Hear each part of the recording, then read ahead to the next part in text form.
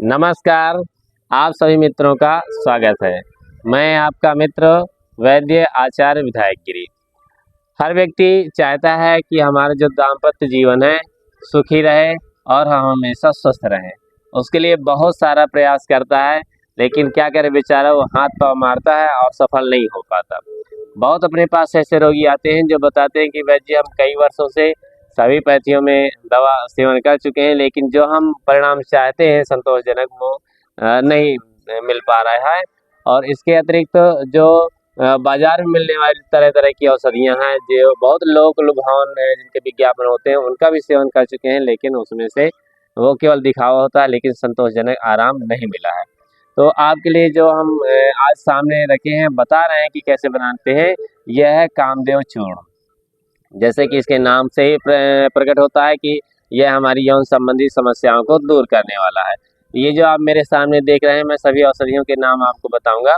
ये शोधित कांच बीज का चूर्ण है 50 ग्राम, सफ़ेद मूसली 100 ग्राम, ताल मखाना 200 ग्राम, पोस्ता दाना 200 ग्राम और ये माखन मिश्री है 250 ग्राम। तो इन सभी को हमने अलग अलग पीस करके तैयार किया है और इन सबको एक साथ मिला देते हैं। आपको मैं अभी यहाँ पर मिला के भी दिखा रहा हूँ। ये हमने डाल दिए 50 ग्राम आपका हो गया कांच बीज का चूर्ण। इसके पश्चात ये आपका 200 ग्राम 100 ग्राम अर्थात जितना कांच बीज का पाउडर होगा उसका दूना सफ़ेद मूसली रहेगा। ये आपका 100 ग्राम हो गया। इसके पश्चात ये ताल मखाना का चूर्ण है, तो ये आपका हो गया। इसका जो कांच बीज का चूर्ण है उसका 4 गुना रहता है, अर्थात ये 200 ग्राम हो गया आपका। इसके पश्चात ये है आपका पोस्ता दाना। तो पोस्ता दाना आपका हो गया 200 ग्राम, अर्थात जितना कांच बीज के चूर्ण होता है उसका 4 गुना यह आपका पोस्ता दाना का चूर्ण रहता है। इसके पश्चात आप देख रहे हैं यह है माखन मिश्री। मैंने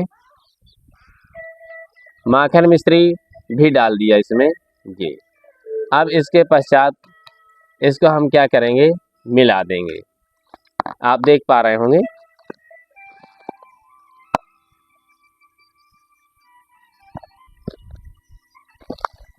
इस तरह से इसको मिला दिया। और कई बार होता है कि जैसे जो चीज़ें बहुत बारीक हो जाती हैं उनकी नमी के कारण या कुछ गांठ वगैरह जैसे बनती हैं, तो उनको इतना चलाना है कि जो बारीक चीज़ की गांठ बन रही है वो सभी क्या हो, पिस जाए। और इसको एक जान कर लेना है, अर्थात ऐसे चला चला करके इसको पूरा मिश्रण को एक जैसा कर लेना है। इसके पश्चात जो इसकी सेवन विधि है वह है आपकी 1 से आधा चम्मच अर्थात 3 से 6 ग्राम सुबह शाम गाय के दूध के साथ लेते हैं। तो इसका जो परिणाम है इतना सुंदर हमने देखा, इतना प्रभावी देखा कि अभी तक जो अन्य औषधियाँ उपलब्ध हैं उनसे ये बहुत ही बेहतर है और निरापद है, अर्थात इसका किसी भी तरह का कोई साइड इफ़ेक्ट नहीं है, कोई दोष नहीं है। आपने देखा कि एकदम 100% यह आयुर्वेदिक औषधि है और ये शास्त्रोक्त औषधि है। तो इसका जो रिजल्ट के विषय में आपको हम बता दें कि जिनको धातु का पतलापन है, स्वप्न दोष की समस्या है, शीघ्र पतन की समस्या है, तो इन सभी में बहुत ही सुंदर लाभकारी है।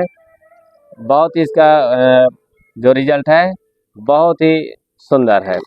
अब इसके पश्चात हम देखते हैं कि कई बार बचपन की गलतियों के कारण लड़के क्या होते हैं, अति कुसंग कर डालते हैं जिससे उनका धातु बिल्कुल पतला हो जाता है, या अत्यधिक स्त्री प्रसंग करने के कारण धातु छेड़ता हो गई है, धातु में पतलापन आ गया है और अब शीघ्र पतन हो जाता है, या प्रमेह की समस्या हो गई है, स्वप्न दोष की समस्या हो गई है।